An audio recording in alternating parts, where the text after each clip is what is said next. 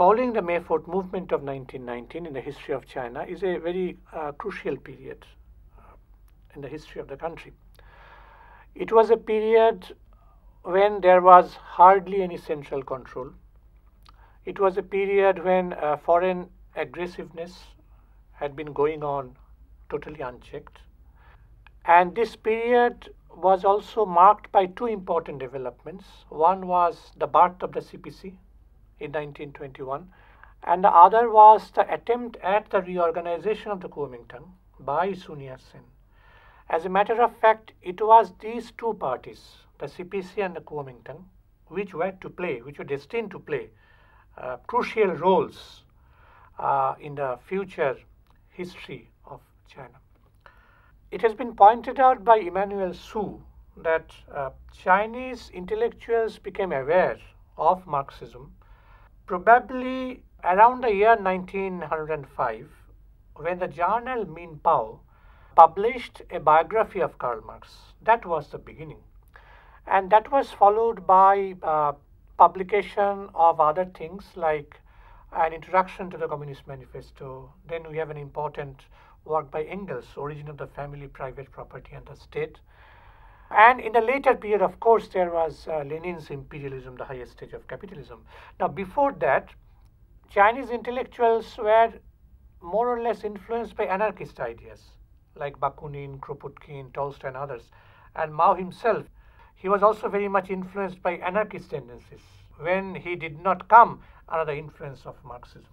The result of all these developments was a setting up of a large number of study groups, Marxist, Leninist study groups in the cities, and a National University of Peking was formed, as you know, and this Peking University became the hotbed of radical ideas.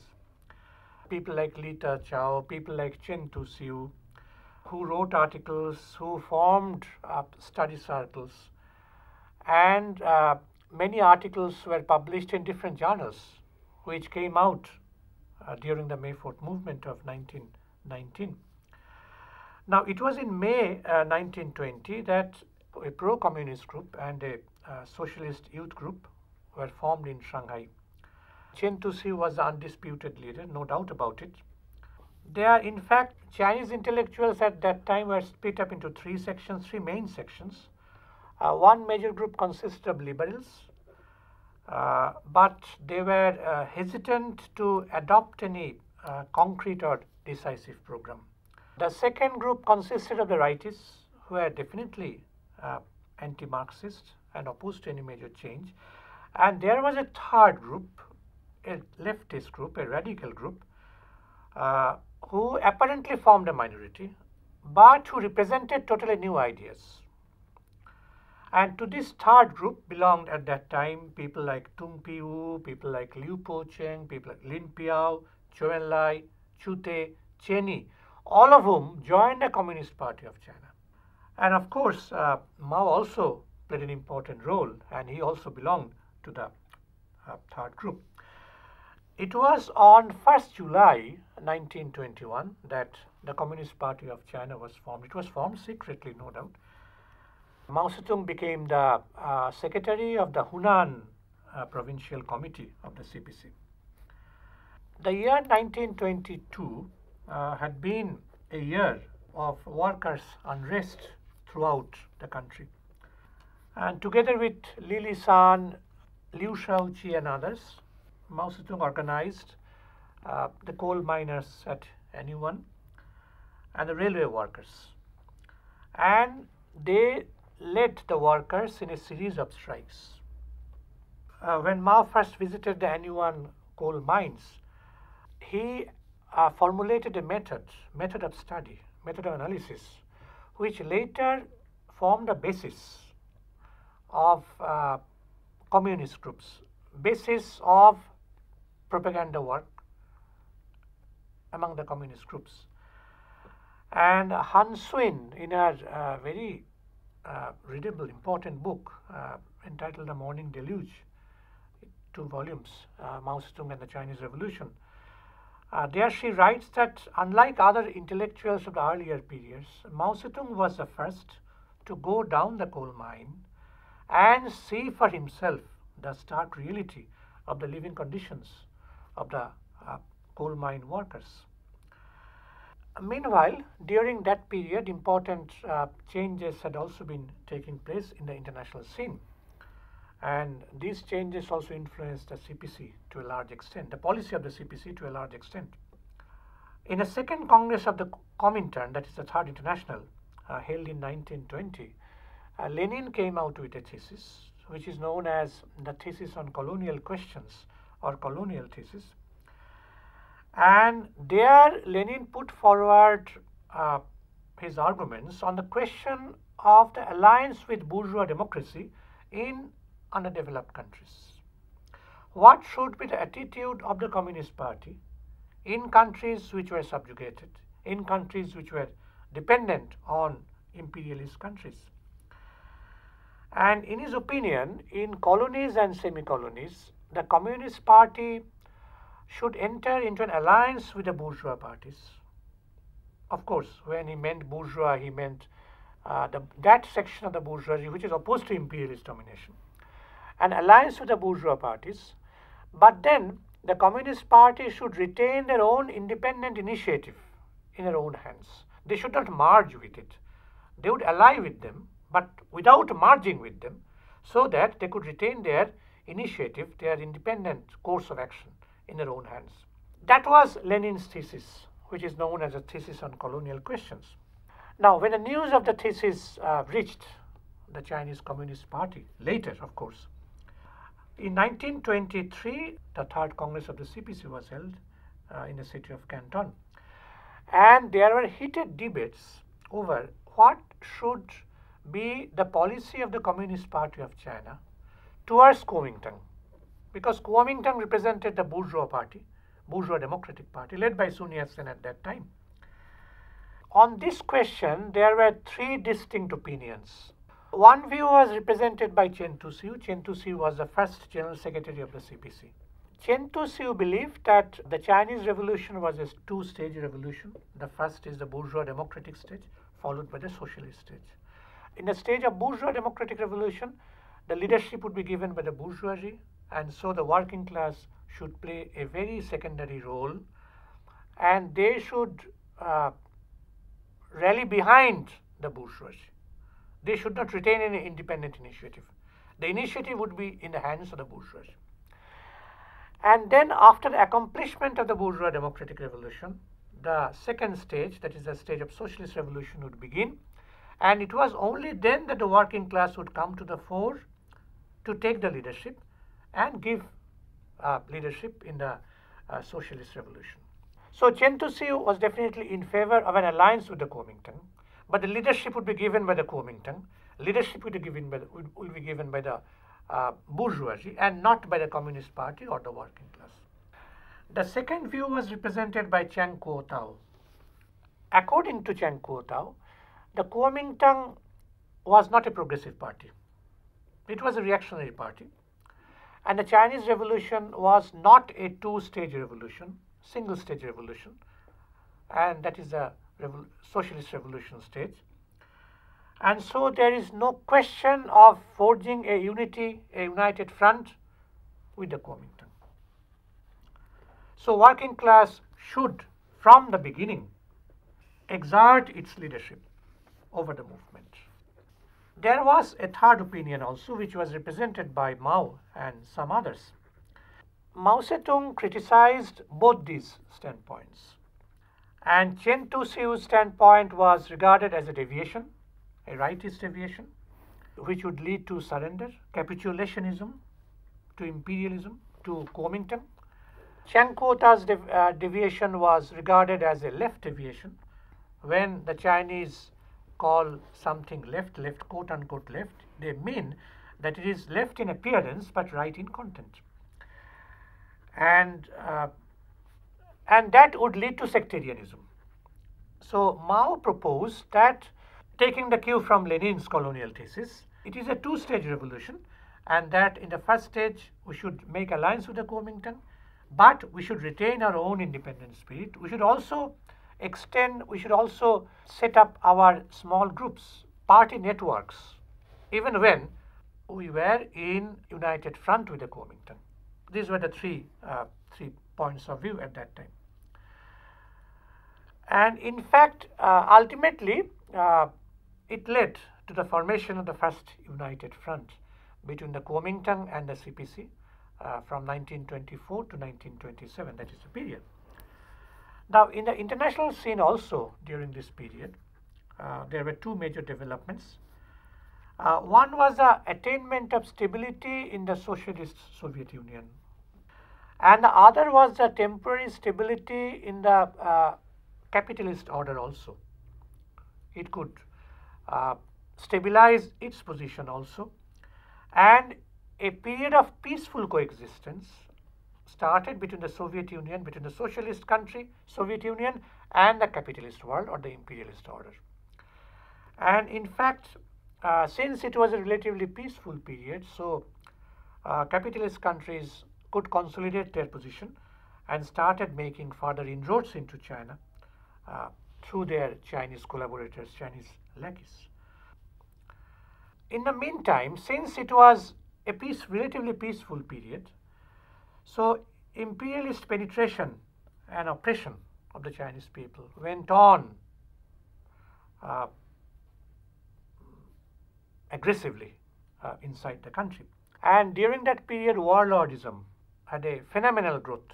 The imperialist powers took advantage of the situation because there were hardly any central power. China was totally divided. And in this way, and it was due to these factors that there was the exacerbation of the internal crisis in China. The social productive forces were seriously hampered, and repression mounted, and of course, anti-imperialist and anti-warlord forces also gained in strength because they started resisting foreign inroads and they also started fighting against their domestic collaborators. Now, in March 1923, Sun Yat-sen set up a revolutionary government in Guangdong. And by then, he had already formulated his three major policies. Three major policies consisted of alliance with the Soviet Union, alliance with the Communist Party, and assistance to the workers and peasants. The main elements in these three major policies were anti-imperialism and anti-feudalism. And since the Communist Party of China had also within their program anti-imperialist and anti-feudal approach, clear approach, so there was no problem in forging a united front between the two parties. That formed the basis. Both were anti-imperialist and anti-feudal, so there was no problem of forging a united front between the two. Other developments also took place during that period. One was the signing of a treaty of friendship with the Soviet Union on 31st May 1924, based on genuine equality and friendship. And the second was the formation of a revolutionary army, and a military academy was formed known as the Huampua Military Academy in Guangdong, and there was a formation of the Guangdong Revolutionary Army. These armies were formed to fight against northern warlords and to bring about the national unification of China. Now, that was the goal of both, unification of the country. Of course, Sun Yat-sen's goal was throughout to bring about the national unification of China. And in the Huampua Military Academy, the CPC was represented by Zhou Enlai, and the Kuomintang was represented by Chiang Kai-shek. Military training was given to the cadres so that an army was created and that would wipe out the northern warlords. These northern warlords, as we have pointed out, had been the main instruments of imperialist control inside China. It was on them that the foreign powers depended. Thus, any opposition to warlord armies implied opposition to imperialist control, no doubt about it. And So the Revolutionary Army started to march in fact from July to December 1926, a number of provinces such as Hunan, Hubei, Fujian, Zhejiang, Jiangxi, Anhui fell to the revolutionary forces. And the situation became such that the whole of China was about to be unified, nationally unified, by wiping out the northern warlords. But actually, it could not be accomplished in the way it was felt because dissension broke out within the revolutionary camp. This was due primarily because of the death of Sun Yat-sen, and after his death, Chiang Kai-shek became the leader of the Kuomintang. Chiang Kai-shek, after becoming the leader, followed a policy which was totally different from the policy adopted by Sun Yat-sen. Chiang Kai-shek was out and out anti-communist. He was totally opposed to the policy of the United Front. And after he came to power, he placed his own men, hand-picked men, to the top positions, let us Commander-in-Chief and other top officials. To Chiang Kai-shek, foreign powers were definitely more welcome.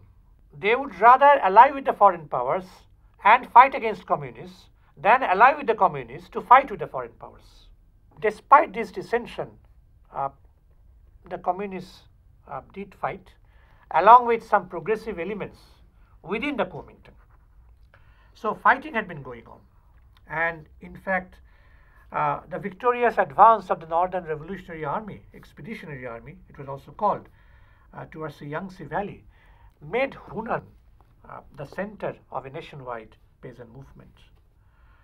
Now, in fact, at that time, few people seem to be aware of the importance and potentialities of the Chinese peasantry. They all talked about the working class, not of the peasants. But and Chen Tu-hsiu, of course, was totally emphasized the role of the working class rather than the role of the peasantry. But despite such an attitude from the leadership of the Communist Party, peasant movement did spread. And Hunan was the center. In Hunan, they formed peasant associations, and these peasant associations became the sole organ of authority in the countryside. They carried out political, economic, and ideological struggles in a vigorous way. They fought against the gentry, the landlord class. They fought against patriarchal ideas and institutions, against corrupt officials, against the bad practices. And they put a ban on taking grain out of the area. They effected reduction of rents, abolished exorbitant levies, and they boldly freed themselves from spiritual shackles like the theocratic authority, the authority of the husband, etc.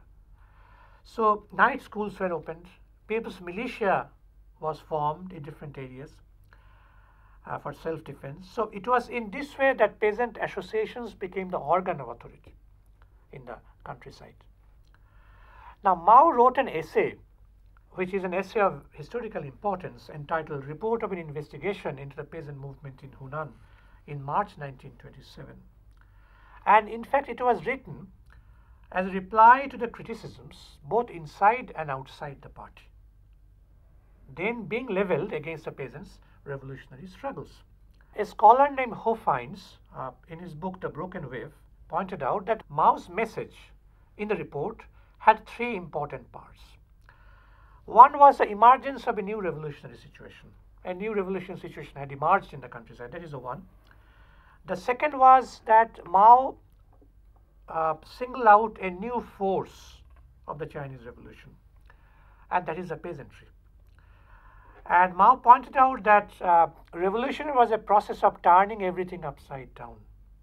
The people, the wretched of the earth, had come up with arms in hand to assert their own independence, assert their own authority against feudal forces.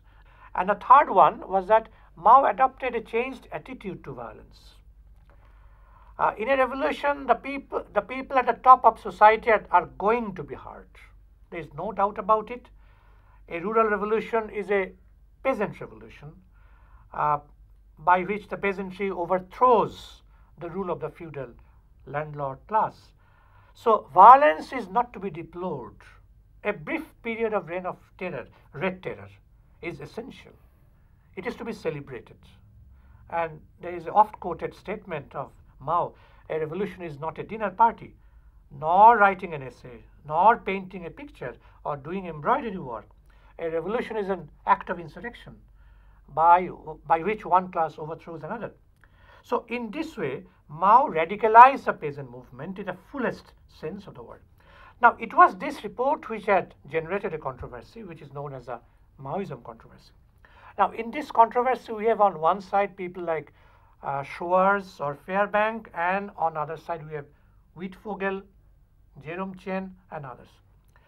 Now, Fairbank and Schwarz argue that in the Hunan report, there is a unique trend within the Chinese communist movement, because here Mao looks to the village as the center of the revolution.